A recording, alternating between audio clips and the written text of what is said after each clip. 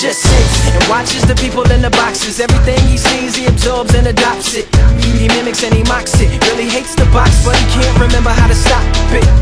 So he continues to watch it, hoping that it'll give him something that he can box with. Or how the locksmith see the boxes locked in the box, ain't got the combination to unlock it. That's why he watches, scared to look away, cause at that moment it might show him what to take off the locks with. So he chained himself to the box, took a lock and then he locked it. Swallowed the combination and then forgot it. As the doctors jotted all down with their pens and pencils, the same ones that took away his voice and just left his instrumental like that.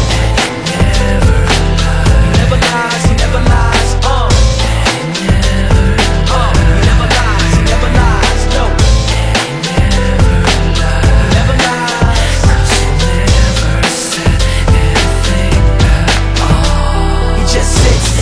The people in the boxes, everything he hears he absorbs and adopts it. Anything not coming out the box he blocks.